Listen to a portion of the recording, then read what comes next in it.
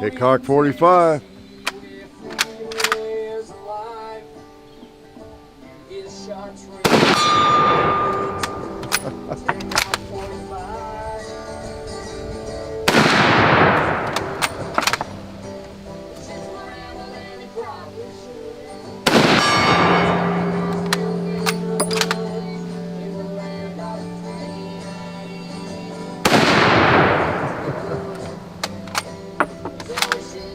.30-06.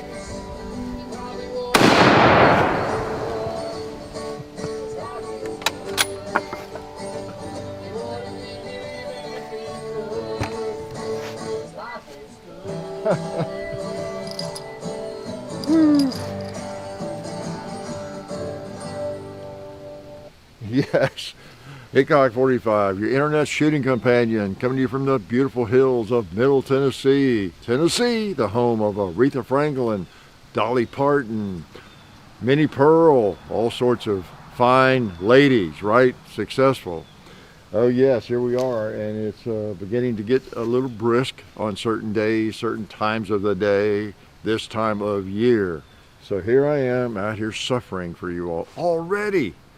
Well, it is November, so it's going to be chilly at times, but that's okay. I can always move indoors. I did get my reloading room cleaned up enough where I could entertain you all in there if I want to, okay? So I might do that occasionally. I haven't done that in so long. It's been so long since I have been semi-clutter-free. Of course, if you could see it, you wouldn't think it's clutter-free. It's a little bit more organized, the clutter, okay? If I get my lighting, back and find it, I might set up in there sometime on a cold day. It's kind of fun being in there, warm and toasty. It's like, well, it's not like being outside, but it's kind of my outside, man cave, whatever. Can't really shoot in there. Could turn around and shoot out the window, I guess. But maybe what we'll do is I'll post a video on Saturday, and then that'll be the shooting. How's that for that weekend? And then I'll just yak at you on Sunday, and then talk about guns, show you some guns, and maybe make it even a little educational. Okay, I don't know, kind of like the old shooting the breeze. Yeah, I started those out in there, didn't I? So anyway, it's good to have you all here. You're probably warmer than I am, depending on where you are. Great introduction. And it's good to have you. I didn't mean to destroy the target. Well, you just never know. 30-06, 40-06. There's a new one. 30-06 has a little bit of blast to it, doesn't it? More than I realized. That was a surprise. I don't know. I've shot things with a shotgun up that close and don't get that kind of reaction. So 30-aught is not a wimp, is it? It was the U.S. cartridge for a long time, beginning at about 1906. And in this gun, the .03 Springfield, that's what I have out today. I was in the mood to get, I haven't had it out for a while. Isn't it beautiful? You've seen it before if you've been around, but made in 1918. It's just over the 1 million serial number. There's supposedly a little bit possibly an issue if you're 800,000 or below serial number. There were just a very, very few, I think a handful that issue with receivers or something. But then you look that up, study it.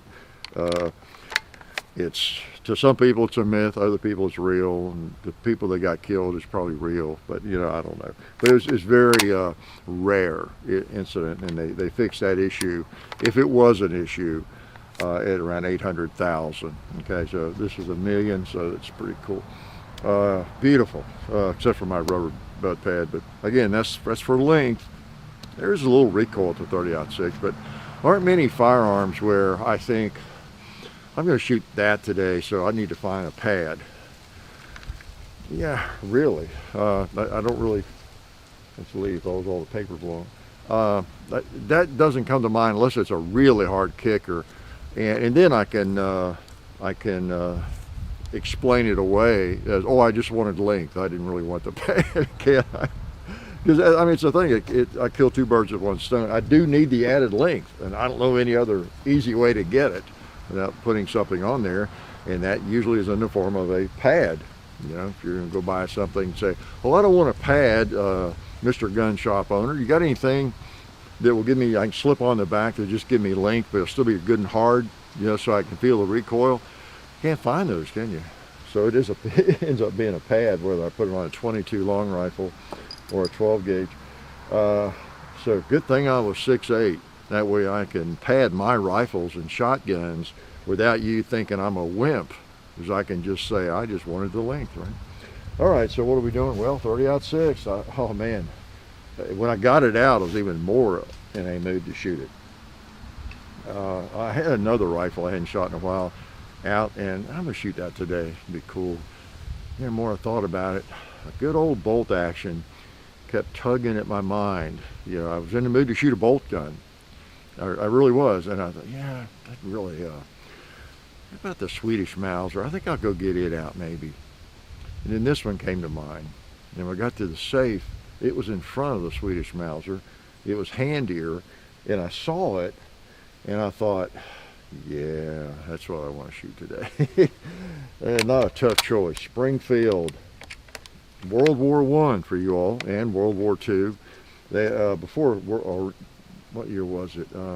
Right at World War II, beginning or whatever. They got these, and they made the 1903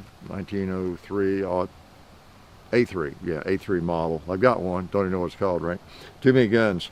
And it has the rear sight back here, has more of a ghost ring or peep sight, you know, it's back here. And improved sighting system, just like they did with the M1 carbine later, you know, but this ain't bad. I get to where I can see it better. I used to not be able to hit anything at all with this thing. I'd put the ladder up and try to look through the peep and mess with it, and I don't know, I've just gotten to where I put a little bit of white paint on the front, but I can, yeah, I think I can just shoot it better the way it is right here. So, cool gun. Yeah, really cool. So let me welcome you folks from the Sportsman's Club Breakfast Bunch in Ohio. Okay, I always hear from you all, and a bunch of you gather, so welcome. I'm not sure, I forgot what city you're in up there, but welcome, and hopefully everybody's sober this morning. And you know, shout out to you all. I had a lot of people watch, you know, occasionally, and I wish I could meet all of you. Can't do it, but it's be fun. I have met a lot of you, but never get to meet all of you, and just because of the nature of it, you know, it's just, you know, unless I'm out somewhere or at a show or something, I generally can't meet you, but I meet a lot of you when I'm out and around, and it's good. It's a testament that I've always said, even before we started doing these videos, I've made the comment that, well, you know, I've talked to a lot of shooters, and I know a lot of shooters, and they're just all good folks. You know, I don't know. Of course, I don't hang out with ne'er-do-wells. I don't hang out with criminals or things like that, but just people you run into, you know, they're shooters. It's just almost always, well, it is always. I can't even think of anybody that wasn't a cool person. Didn't seem like somebody you'd want to hang out with, you know. And it's the same, especially now, because I meet so many shooters that you know, just good folks. So it's great, and y'all know that, right? And I think it's because something about the gunpowder is what it does to you. This is neat. By the way, again, new people, young people, new humans, or whatever. This was World War I. They came up with these in 1903 and replaced the Krag Jorgensen rifle, which was also 30 caliber, our first bolt gun, U.S. military bolt gun. And the 30-06 was a better cartridge, and I think it started out with a, what was it, 30-03 or something, but then like everything, every development with firearms, you know, there's about 8 different stages, right? And you go to research any firearm, and that gun didn't just appear, you know, from the designer's table in its finished form. I guarantee you, there were prototypes and several versions of it and that sort of thing, which makes the whole hobby really interesting to study, because I do study it a lot, you know, doing research for videos for a firearm that I kind of know about, you know. I could jump into a video and share it, but I usually dig around, and make sure what I think I know, is actually true. Make sure what I think I know, I really think I know it. Yeah, I really think I know it, but I might not. But there's always more. Wow. And you find out just in researching, well, recently, like trapdoor Springfields or, the muzzle loaders, the muskets and different things, and how many different versions of the trapdoor there were between, 64, the end of the Civil War, 65 and like 73, and just different things like that. It's very, very interesting, and guns that you just don't maybe see very often, even at a gun show, or if you did, you didn't know what you're looking at. I didn't either. I'm not picking on you, but there's so many versions of everything. It's confusing. I give up. No. Can I shoot it again? Ooh, I got some clips so I can be really combat ready. I'm not going to use them for every loading, but there were 2 or 3 in the box I had loaded. So youngsters who've never seen a gun before, these were developed mainly for military, I guess. You stick it right there, right? You push down, the rounds into the magazine. I wouldn't have to pull that off by my hand. I could push the bolt forward and it would just fly, but I don't want to lose the clip, okay? So let's shoot something. Let's not put any more holes in the target. I don't think it can stand any more holes. How about that gigantic 2-liter right there?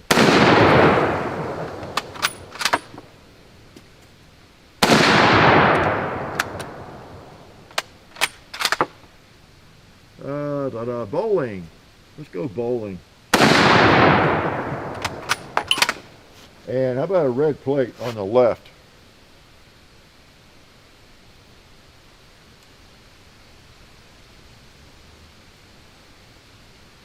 All right. How about a red plate on the right? Yeah. That'll work. I'll just take that to battle.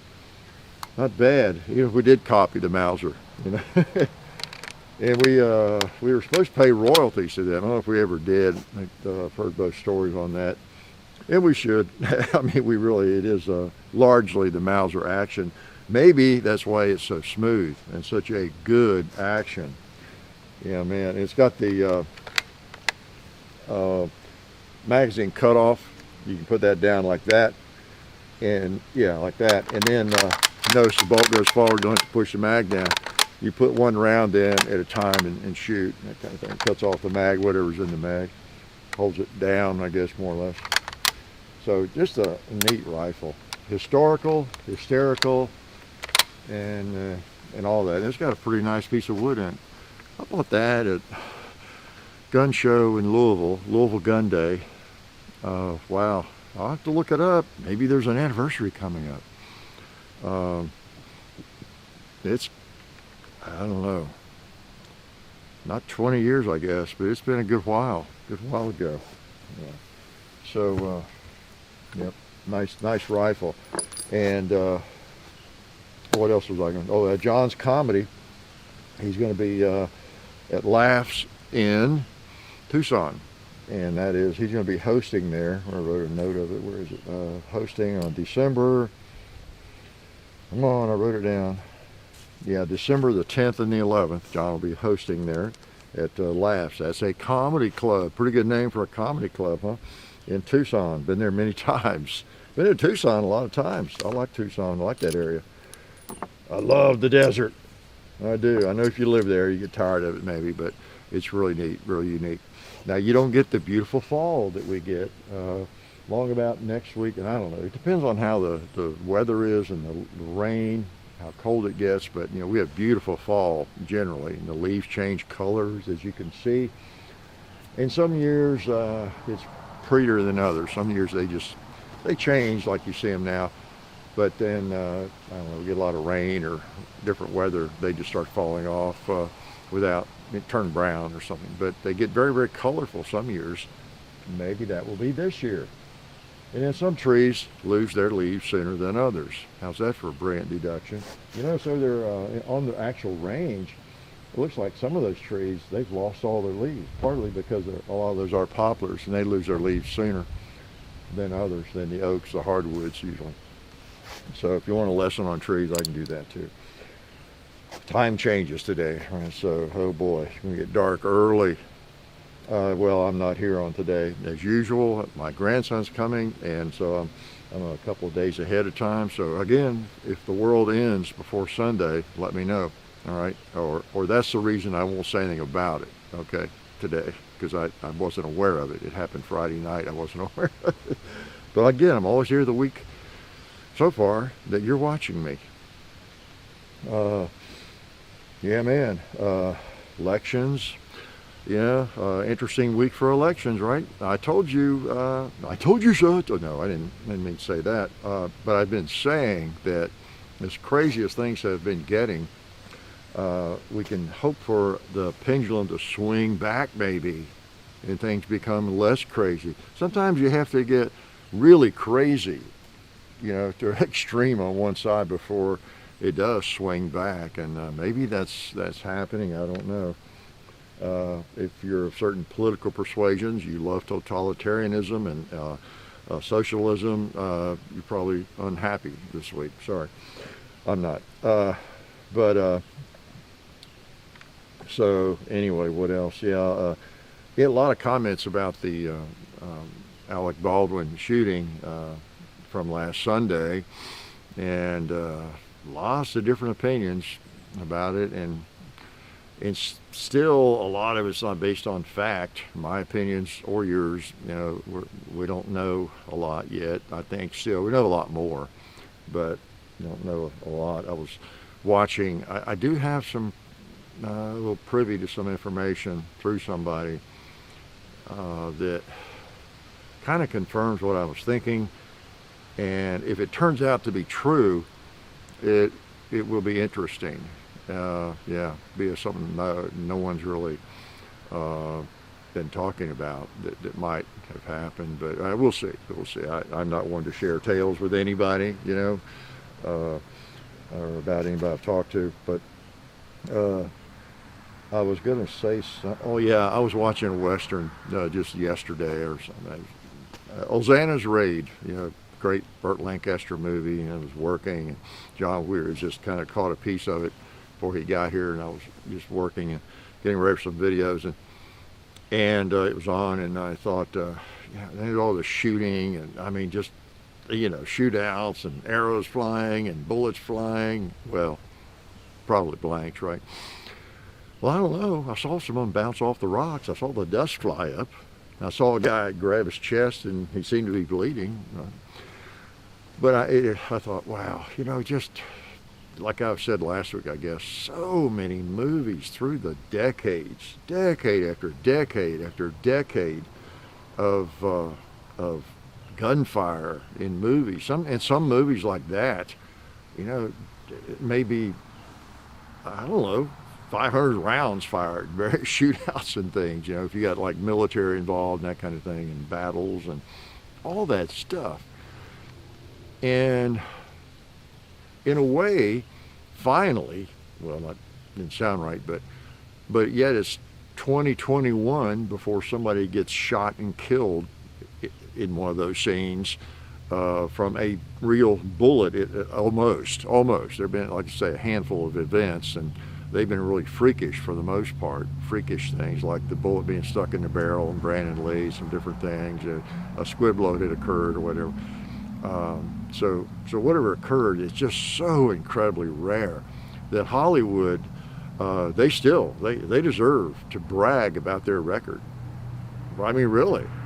I mean, if the same number of miles were driven in Tennessee by all the drivers and there were no accidents, that'd be worthy of bragging about, right? All those rounds fired in movies and fake rounds or whatever. So whatever happened, the movie industry still has bragging rights, just on sheer numbers and statistics, which we always have to look at. So whether it's a dreaded disease going around, whether it's firearms accidents, whether it's automobile accidents, incidents of anything that could hurt us or whatever, chainsaw accidents, rock climbing accidents, you got to look at the number of people that do something, that are engaged in something, and then how many times it goes wrong.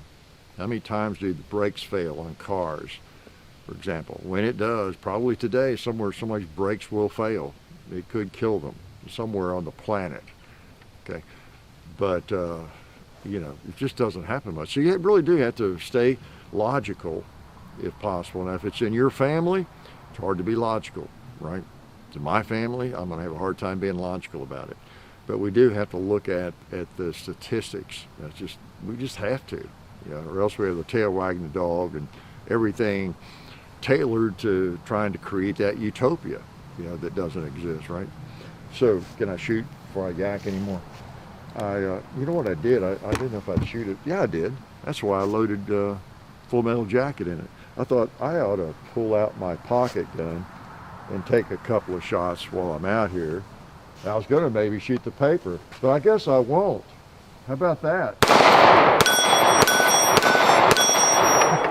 Or that. Yeah, or that. Yeah, I've been carrying the SIG P365 XL a little bit. Did I have that out last week? The Spectre? I don't know if I can't remember. Yeah, I think it seemed like maybe I did. I don't know. But yeah, I do like this XL. Great little gun. And I'll just take a chance and keep it unloaded. I've got my 30-06, got my carry ammo over here. Yeah, I was going to just shoot my carry ammo. Well, I don't need to. I know it's fresh. I don't need to shoot it. But you ought to do that once in a while. Shoot your carry ammo and then replace it. I know it's expensive, but so is getting killed for lack of shooting back, right? Let's load this again. That reminds me of a comment somebody, and this comes up every now and then. Somebody will say, I saw a comment. And I sometimes will answer that if I see it, but it was, you know, I carry, I don't know what it may have been on the High Point video, I don't know what it was on, or the Sky video or something, but so I carry one of these because I don't want, because if you end up in a shooting, you've lost your gun or whatever, so it's the rationale is to, you know, carry a cheap gun because it'll end up, you know, in the evidence room and you may never get it back if you're ever in shooting. And most of you know this, if you're savvy to these kinds of things at all, and I've never been involved in anything like that, but I've read a lot about it. Masa, look at videos and the experts and attorneys, talk to anybody you want. This is not just my opinion. And you should have learned this if you've taken a carry class, you know, in your permit class. Usually this is kind of covered, but if you're ever in a defensive shooting, you have to defend your life. It's legitimate, you know, everything. The firearm that you might lose to the evidence room is the least of your concerns. It's the least of your expenses. Yeah, because civil suits are gonna follow. Yep, the civil suits are gonna fly at you, no matter how justified, and that's what experts will tell you over and over, just expect it, and you're going to have $50,000 to $100,000 in attorney's fees. It's just going to happen, but you're going to be alive. That's the good news. Bad news, it's going to be very, very expensive because you definitely want the best lawyers to make sure you're not thrown in the clink for no reason, that kind of thing. So, you know, the $500 to $600 pistol, not exactly. You know, you're not the lawyer to even pick up the phone is going to charge you that much. All right, so just something that, you know, that we have to answer every now and then. It's kind of funny. I mean, it's just such a strange thing, a myth really for people to labor under, and plus it can lead you to a cheap gun you can't shoot well and may not be reliable, like for no reason. Wow. It's just weird logic. I don't mean to pick on anybody, but it is really strange logic, you know. I mean, if you think about that one, just think about that one. You know, it's like, I mean, it's almost like, I want the cheapest car I can drive. I mean, the very cheapest junky car, so that if I wreck it, you know, I haven't lost much or something, you know. Or I don't spend a lot of money on my car because I don't want to, I don't maintain it or have the brakes redone or any of that kind of thing. But their tires, all of them get bought. I don't want to, wreck wear out a good tire. I don't want to wreck a car that that is worth anything. It's almost like that. So I need to shoot some more on it. Anything else you were dying to know about? I also still get see those comments about when we have like a Class 3 firearm out. I didn't think that was legal. John made a joke about that. Talked about it in the FAQ we did with Brandon Maddox from Silencer Central. Posted a couple of weeks ago, I guess. Well, for one thing, I ain't too smart, but if I have something illegal, I probably wouldn't make a video with it, right? But now, I also wouldn't have anything illegal.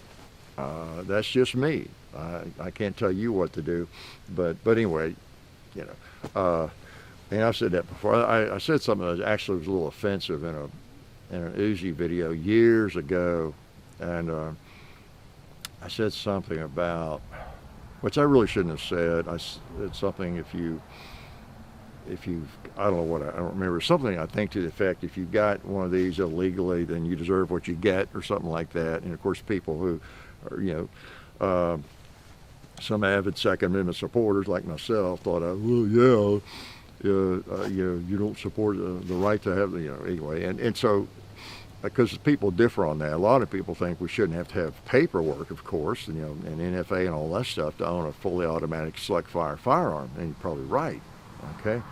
But I guess the point I was making, and back when I was still teaching, I was especially concerned about what I said. I was a little bit more careful, and I was a little more cautious. I might get canceled back then by parents or people, the students that follow me, and if what I'm doing looks dangerous, or if I look like I do something illegal. If you recall, in the some of you would probably remember this, I didn't even do anything about concealed carry for 2 or 3 years because I was teaching, and everybody knew I was a kind of a gun nut, and I realized, I mean, it seems silly now when I think back on it, but I didn't get into that area in videos until I finally did.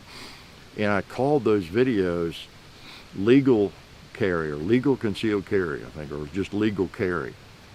I think I've changed that since then. I took the legal off, okay? But, same kind of deal. I said, these parents are going to see, they're going to think I'm packing a gun, or whatever, in the classroom, and sick the police on me or something, ATF, or could happen, some social justice warrior parent, although we didn't have much of that at the time. So anyway, I was a little maybe cautious. I wanted to make it really clear that everything is totally above board, and not get into that fact that I carry a gun around, really, not on the videos. So I was a little overly cautious, maybe. Probably shouldn't have said that about the Uzi. But by the same token, because I am such a firearms nut, no matter what I think personally about what paperwork we should have, or what should be legal and what shouldn't, basically it should all be legal, is my take on that. But a lot of things are not, without going through the hoops, jumping through the hoops. And we jump through the hoops. Can't afford not to. I just don't. I don't even do anything illegal that's like substance abuse. For example, lighting up marijuana is illegal in Tennessee. It's only a misdemeanor or something now, I guess, or whatever. But I have stayed away from anything illegal, bottom line, because I am so involved in the shooting sports. And I'm already involved in something that's kind of like borderline, like having a liquor store or something. So many firearms, and then also some Class 3 things, and the trust that John and I have. And so, we just make really sure that everything is legal. I just want to make everybody know, and I would advise you to do the same thing. You make your own choices, But I'm not going to be doing anything illegal, and I'm not going to be doing anything illegal regarding firearms especially, okay? I don't want to get the bloodhounds from the ATF or any agencies, after me, because they have absolutely no reason. I keep their paperwork handy. In fact, this week I got some of it even better organized, got it all scanned and digital, and like, we've got copies of it all, hard copies of all the paperwork on like John's M60, his Uzi, and that kind of thing. I've got an AK that I'll have. So anyway, for what it's worth. So it's still as funny when people act like you're doing something illegal in a video. That would be the ultimate in stupidity, right, to do that. So let me shoot something. I can't believe I blew that paper up like that. Am I recording? Yeah, unfortunately. Okay. Let's go back over there. 30-06, it hits hard.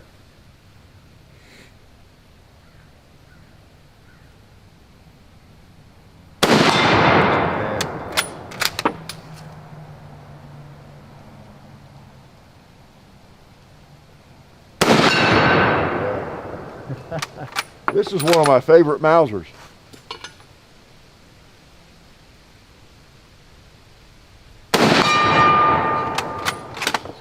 And how about a green 2-liter to top it off?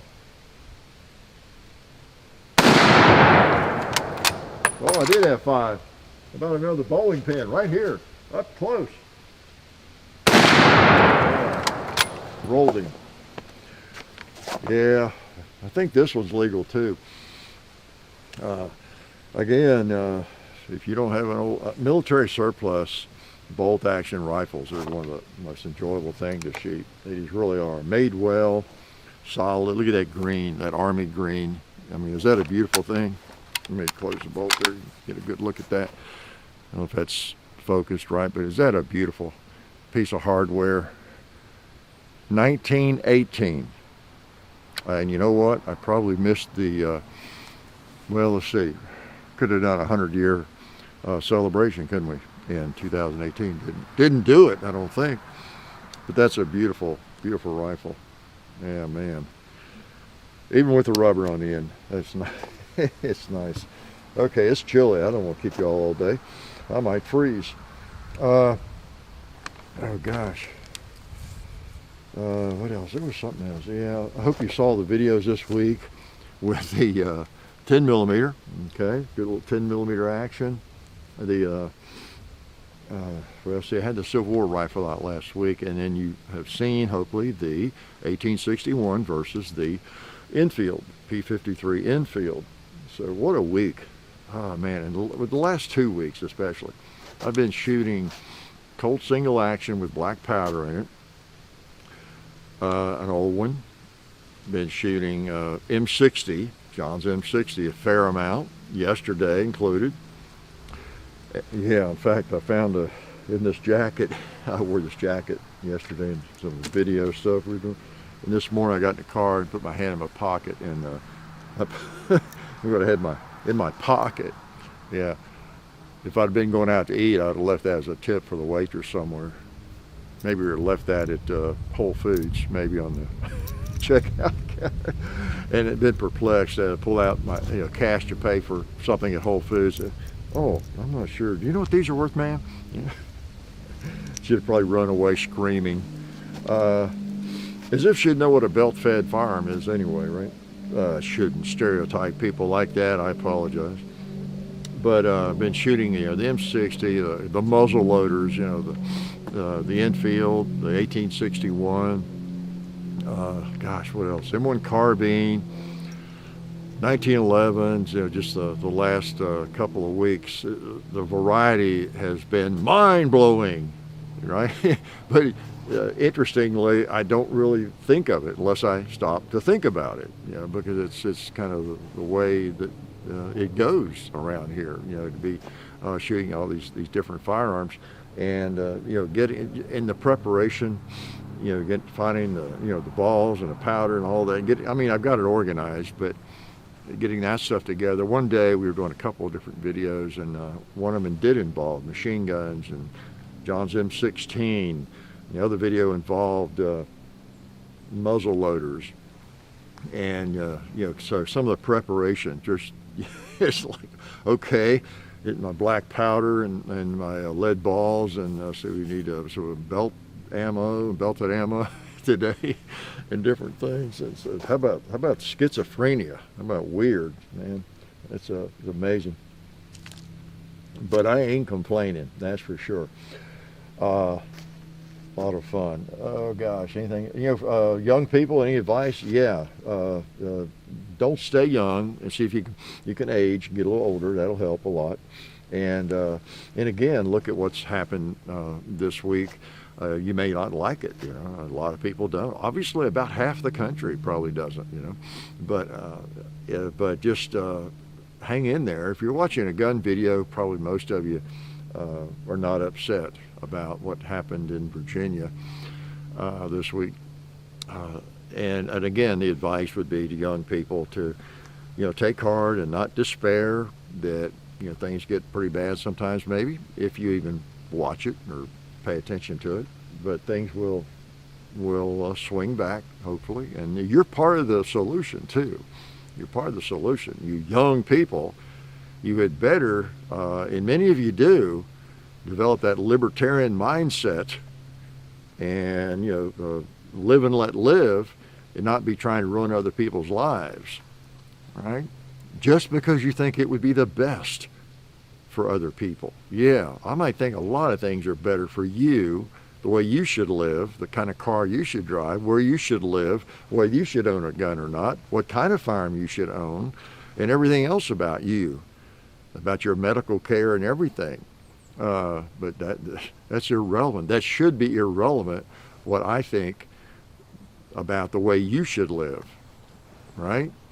For one thing, I don't spend a lot of time thinking about the way you should live. How about no time, probably?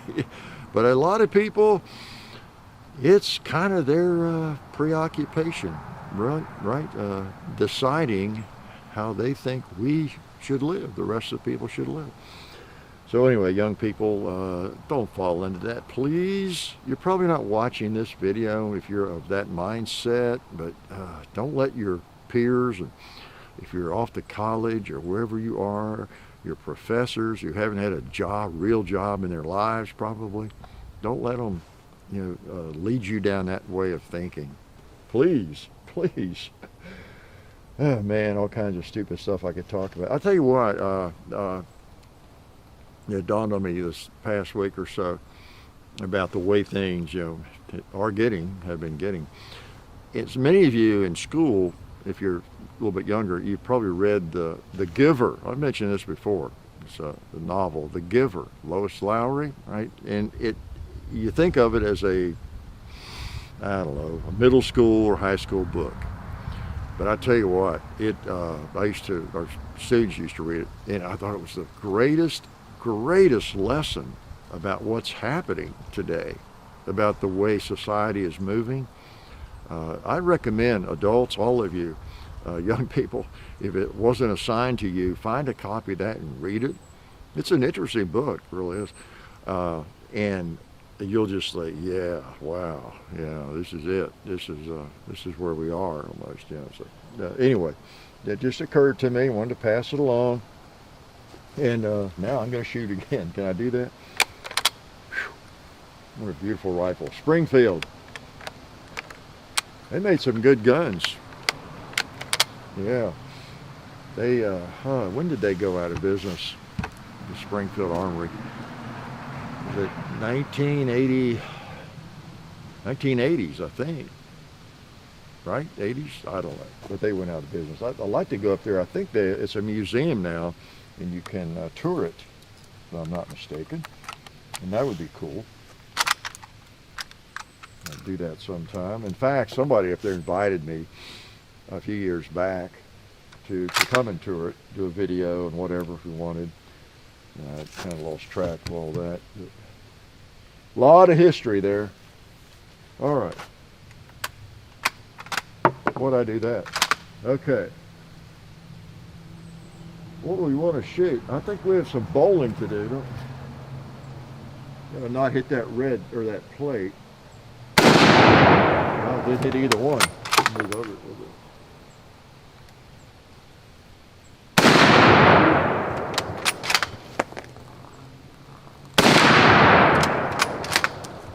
Oh, there's a pin right down there.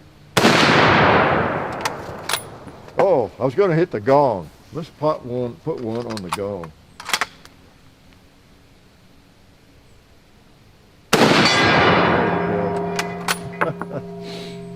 It occurred to me as I was shooting that ammo, I didn't think the way that goes. And of course, Ballistol, Talon grips, we're really lucky we get the help we do. Yeah, that goes back to the NFA stuff and the paperwork and the waiting periods for things like that. I told you all, I had an Uzi back, and I thought, well, I kind of a why not? It won full auto select fire firearm. That was in early '80s. I think I told you I was my first bonus, and I was in sales and marketing and publishing, and I had a pretty nice bonus first year really, and second year, I don't know, first full year I guess that I was doing that, and I bought with that money I bought a Macintosh and a machine gun. Yeah, so a machine gun Uzi. Because I would see the Uzi I got in '83, and then the Macintosh in '84. I guess they're part of the year. And I used it in the business, not the Uzi, but I used the Mac, for managing my territory and that kind of thing.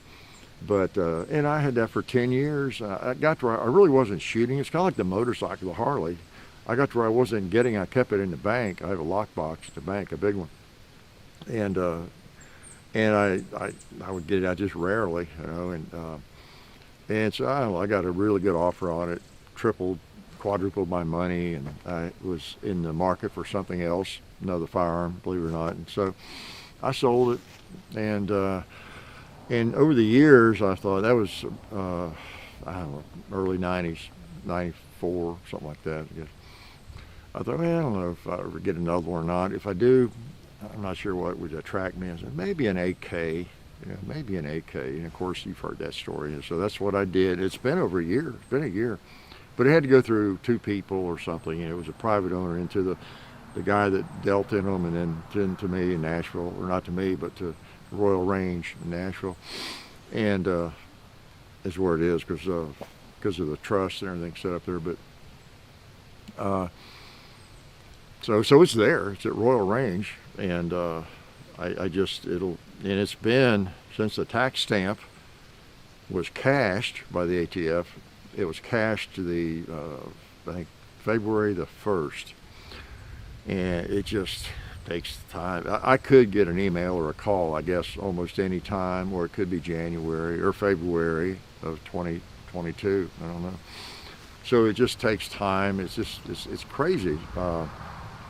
When you think about it, the firearms the thing that's illogical, most gun laws are just totally illogical, but then again, laws about all kinds of things are not very logical.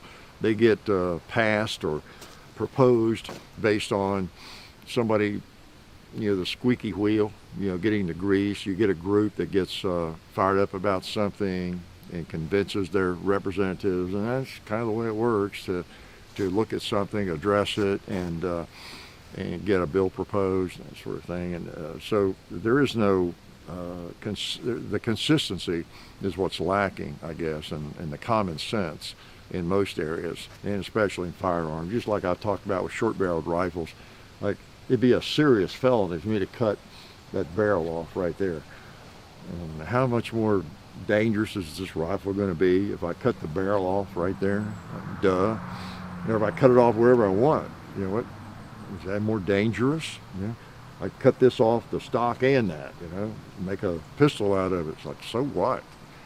But that's not a so what, according to the law, is it? So the laws don't make any sense. And like me, on the trust, I essentially, technically, am kind of part owner or whatever, responsible for like John's M60 or his M16. You know, we don't really, they're his, but we're on the same trust. So you would think, well, why would I have to wait a year to have an AK approved? You know, but a lot of it's just the backlog and the time and all that, I guess. And it is a shame that all that stuff has to go through that length of time. It seems like if I could buy this from a gun shop, that means I have no record. I'm not a felon, okay? So you would think I could go through the same process with an Uzi, right? Because I don't know how much more deeply they look into a person's background. You know, if you're not a criminal, what else are they going to find out? Are they going to deny you the right to buy an Uzi if you backtalked your first grade teacher or something, or you didn't put your crayons away in kindergarten like you were supposed to? I don't think they go that deep. It's not like an FBI background check where you might get denied access to being in the FBI or something, maybe, if you didn't put your crayons away fast enough. I don't know. So anyway, I'm yakking and I need to let y'all go so I can go get warm. Oh, one thing I was going to tell you about the Kimber Mako. I think I had it out one day and shot it one Sunday. I told you I was having trouble getting a slide off, and we messed with that thing, and I told John finally, you know, we were able to get it off a couple of times, but we weren't sure how we did it. We looked at the directions and see how it's supposed to go, but the thing just didn't want to come off, and even doing it properly, okay, and trying everything under the sun. And then another time it would come off. Anyway, I said, I'm not going to do a video with this, because I was going to show the insides, and you know, if I can't take that all apart, it's just going to be a Kimber bashing video. I've talked about that before. I'm going to send it back and get another one. And so I've got another one coming, so we'll see how it is. And in the video we do with this gun, we'll explain all that again about the first one. We don't try to hide anything. It'd just be a bashing video. I've talked about that before.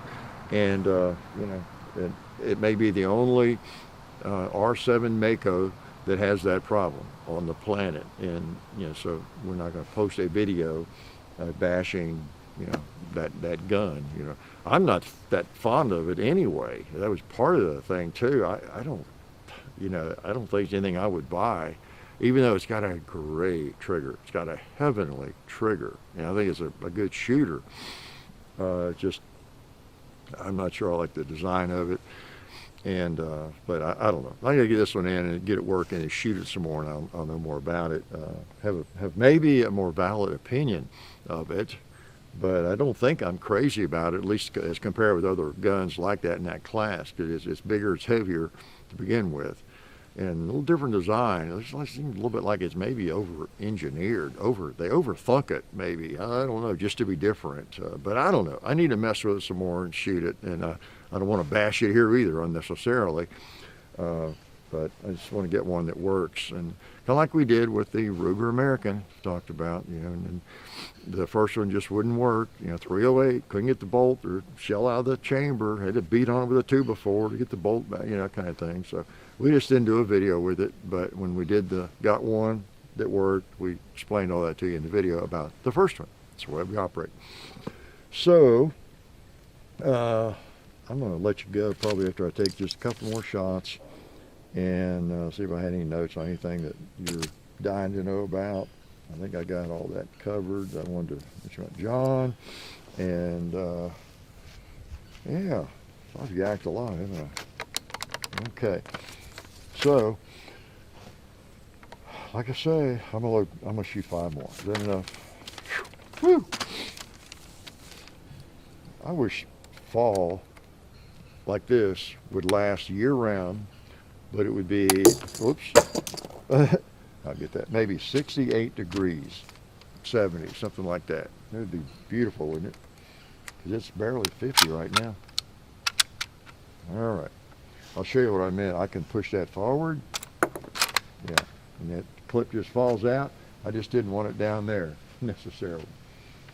Okay, I don't have a lot left to shoot, but I'll shoot something. I can always find something to shoot.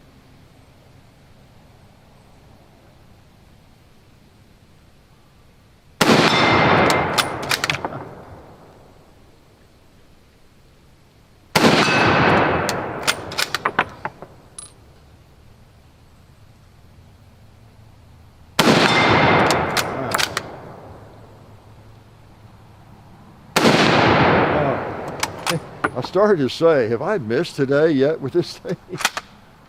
Yeah, I have now. There's a bowling, oh, there's a 2-liter staring me right in the face like a pumpkin. Let's just take him out. That was a good last shot. Just get rid of that pumpkin and step on that ammo a bit. Okay. So anyway, the .3 Springfield, if you're not familiar with it, is a classic bolt-action rifle. And these were issued World War I. I think most of these went to the Pacific Theater. And in Europe, most of the GIs, where they had Marines, they had, these went with the Marines, I think the Pacific Theater. Then in Europe, the European Theater, World War, no wait a minute, I'm thinking World War I, yeah. They had the Enfield, 1917, which actually was used in bigger numbers, I think, than this in World War I. But they were both widely used, and a great rifle. Great rifle. And you know, this one on the barrel of 1942, you know, you still see these. That's when it was rebarreled, okay? It was made in 1918. Then they were rebarreled for World War II, whatever, refurbished. But you see these, they're not priced crazily. You know, you can find these good old American rifles that aren't too bad, in pretty good shape. Unlike some of the Mausers, can get really expensive in a hurry. They're just not as plentiful out there on the market, I don't think. So I'll let you go and go in and get warm, and you know, see what trouble I can cause. Get my dad jokes and grandpa jokes ready for my grandson who's going to be visiting the rest of the week, and you know, be thinking about ways to pick on him, you know, so confuse him, that kind of thing. So we like to hike in the woods, bring him out, and he likes to pick up pine cones and hickory nuts and gather. I got him a little plastic ammo can kind of thing with his name on it, and he carries around. And he'd pick up, you know, anything he likes, a stick or a walnut or a hickory nut, and take it back to the house, give it to Grandma. But anyway, beautiful time of the year to be in the woods and hiking, and you know, pretty much tick-free now. That's always nice. And you know, lots of leaves on the ground. Don't know where all the leaves come from, but they're out there. So I'll talk to you all next week. Appreciate you watching. Be sure you stay tuned. I still see so many people, you know, oh, you're still doing videos. You're still doing videos. So the algorithm is working against gun videos right now. There's no doubt about it. So keep up with us. We do 3-4 videos a week, and they're all pretty dumb, but you might want to see them anyway. If nothing else, it'll make you feel smart, right? Yeah, be honest. That's why you watch, right? Makes you feel smart. So good to see you. We really do appreciate you watching, and it's fun shooting all these different guns and sharing them with you all. It's great fun to do it. I have so much interest in these various firearms, the history of them, the different types. Just really thoroughly enjoy it. Enjoy cleaning them and shooting them, working on them, and then I enjoy sharing them with you all. It's just another step to the fun, and so appreciate y'all, you know, chiming in and share your experiences with whatever gun that we're doing. You know, we're shooting or shooting. I enjoy seeing the stories. I say I skim through comments, and I see so many interesting stories people have with various firearms about. You know, they had one just this morning. Someone, what was it? He said he had what was the gun? It was something. Oh, I know. It was a Winchester Model 94, pre-64. It was on, must have been on that video, one of those. Said he had won one. I think he won it in like 1966 or 67 or something. And he was going hunting with it this afternoon or something. So he must be, you know, like my age or older maybe.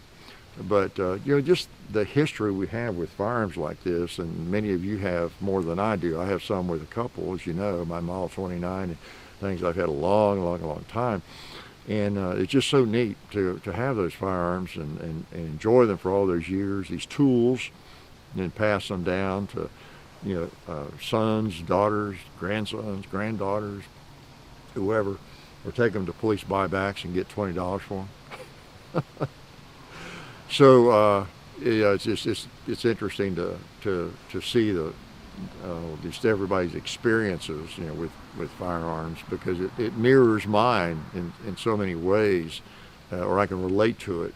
You know, just I think all of us can. Even if you don't like guns, just things that people use, they enjoy, or it's an old car, or it could be kitchen utensils or whatever.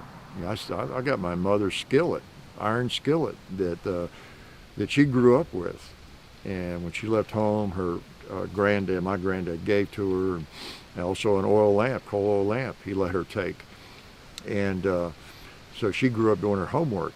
My granddad was too cheap to get electricity when it came through out in the country where he was. He had 500 acres and 50 cows they milked. I mean, he had a big place, but he was too cheap to put in electricity. And when it came through, and whenever that was, 1920s, I guess, and she did her homework using that coal oil lamp that's on my kitchen table. So I mean, things like that are just neat to be passed down, know the history of it, and the connections, to family, whatever it is, and we see a lot of that, with firearms, and that skillet, I've cooked eggs in that skillet a million times. That same skillet hanging on a wall in my kitchen. So I don't know, it just doesn't replace people, but it's just neat keeping things like that alive, and you think about the people that own them and the enjoyment they had. That's one reason when I bring out an old antique rifle, handgun, or whatever it is, there's so many comments, and I make that comment, but man, if that thing could just talk, Well, sometimes you have one that doesn't have to talk, because your granddad that you remember, and your dad or your mom, whatever, you saw them shoot that. They owned it, and used to go deer hunting with that rifle or whatever. And I usually advise people in those stories, if I see them, that make sure you got a good safe and you hand it down to somebody that'll appreciate it and take care of it. So I'm gonna let you go before I start saying dumb things. Oh, wait a minute, that was from the beginning, wasn't it? Good to have y'all out there today and every day. See you later. Life is good.